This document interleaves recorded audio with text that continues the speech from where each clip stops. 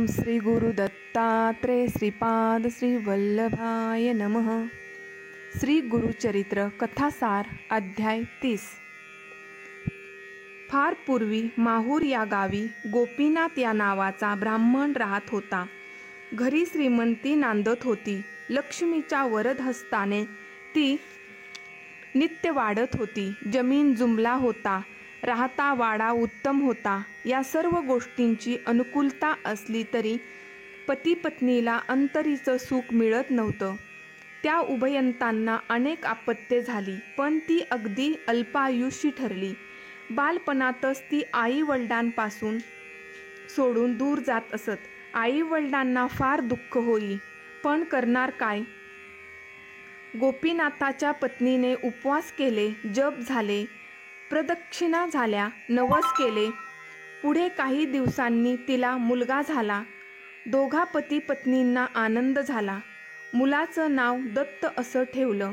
घरातील दुःखी वातावरण मावळलं होतं। सुखाची सावली दोघांना सुखावीत होती। मुलाच्या बाललीला पाहून ती समाधान मानित होती। मुलाला 5वं वर्ष असतानाच त्याची थाटात मुंज केली। गावाला गोडाचं जेवण दिलं। ब्राह्मणांना भरपूर दक्षिणा दिली। सर्व गावानं त्या दोघांचं कौतुक केलं। मुलाचा अभ्यासही सुरू झाला होता। मुलाचं वय वाढत होतं। प्रकृती उत्तम होती। आई वडिलांच्या मनात मुलाचा लग्न सोहळा पाहण्याची इच्छा होती। त्या दृष्टीने पूर्वतयारी चालू होती। मुलाची पसंती ठरली व एका मंगल मुहूर्तावर त्या दोघांचा विवाह उत्तम रीतीने झाला। घरातील आनंदाला भरती आली। दत्ताची बायको सुशील, सुस्वभावी व प्रत्येक कामात जाणीवतेने लक्ष घालीत होती। पती हा परमेश्वर मानून त्याच्या सेवेत रमून जात होती। सासू सासऱ्याचा आदराने मान राखीत होती। घरात उणीव कसलीच नव्हती। घरातील वातावरणात सून रमलेली पाहून सर्वांनाच समाधान वाटत होतं। या नवदाम्पत्याचं जीवनही सुखात जात होतं।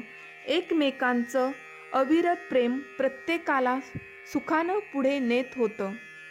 काळ पुढे सरकत होता, पण काळाच्या कालचक्रातील अदृष्ट घटना मात्र कुणालाच कळत नव्हत्या।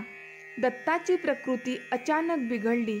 वैद्याचं औषध सुरू केलं, पण गुण येईना। त्याची पत्नी उपवास करू लागली, देवधर्म करू लागली। ब्राह्मण सुवासिनींना बोलावून त्यांना दक्षिणा व हळदी कुंकू देऊ लागली। मनात जे जे करावंसं वाटेल ते सर्व करीत होती, पण आजार उतार पडत नव्हता। दत्ताला क्षयरोगाची सुरुवात होती। क्षयरोग म्हटल्याबरोबर आई वडिलांच्या मनस्थितीत भयंकर अस्वस्थता आली। त्या रोगातून मनुष्य सुधारणं व प्रकृती पूर्ववत होणं कठीण असा सार्वत्रिक अनुभव होता। आई वडिलांना धक्काच बसला होता। देवाच्या दयेने झालेला हा मुलगा अकाली गेल्यावर आपल्या म्हातारपणी आपल्याला कोण सांभाळणार व या सुकुमार सुनेची काय अवस्था होणार याची त्यांना कल्पनाच करता येत नव्हती। सर्व गोष्टी अतर्क्य होत्या। दत्तालाही पुढच्या अरिष्टांची जाणीव होती। त्याने बायकोला समजुतीनं सर्व गोष्टी नीट पटवून दिल्या। तू तुझ्या इच्छेप्रमाणे इथे राहा किंवा माहेरी राहायला जायचं असेल तर तिथे जा।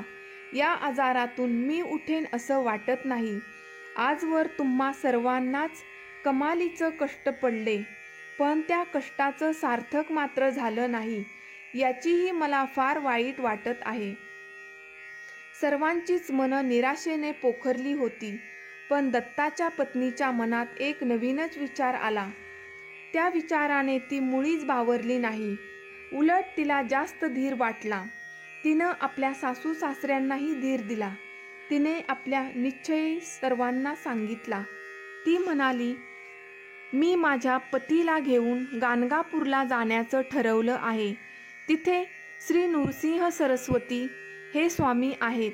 त्यांच्या कृपेने माझे पती निश्चित बरे होतील ही माझी खात्री आहे। तरी तुम्ही आम्हाला दोघांना तिथे जायला आनंदाने अनुमती द्यावी, हीच माझी प्रार्थना आहे। सासू सासऱ्यांनी तिचा हिरमोड केला नाही। त्या दोघांना गाणगापूरला पाठवण्याची व्यवस्था केली.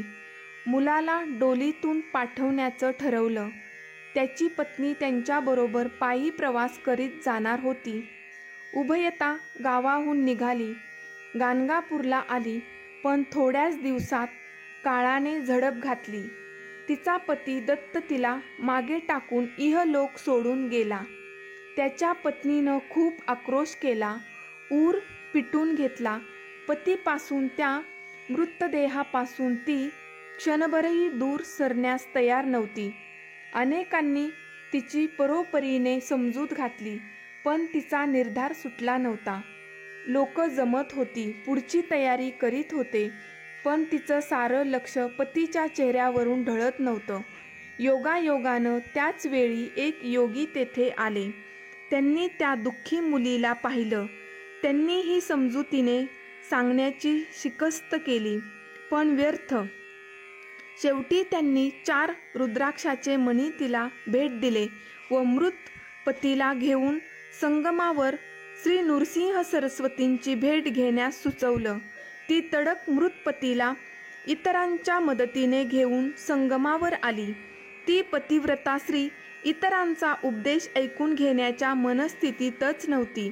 तिला एकच इच्छा होती, ज्या विश्वासानं आणि निर्धारानं आपण आपल्या वृद्ध सासूला व सासऱ्याला खात्री दिली ती पूर्ण न करता आपण पुन्हा त्यांना भेटायला गेलो, त्यांना त्यांच्या पुत्रनिधनाची दुःखद घटना सांगितली तर ते तत्काळ प्राण सोडतील. त्यांचं दुःख मलाही सतत अस्वस्थ करतील. या सर्व गोष्टी त्या अल्पवयीन मुलीने योगेश्वराला परोपरीने पटवण्याचा प्रयत्न केला, पण जरहट्टी तिला निसर्ग कोण कसला बदलणार. जो जीव जन्माला येतो तो केव्हा तरी मरणारच, मग तो मनुष्य असो वा अन्य कोणी असो. हा सृष्टीनियम कुणालाच थांबवता येत नाही. हे खरं असलं तरी ज्या व्यक्तीला तो प्रसंग पाहावा लागतो त्यावेळी त्याच्या अस्वस्थ मनस्थितीत तो तत्वज्ञानाचा विचार करण्यास असमर्थ बनलेला असतो. पुढील अध्याय 31.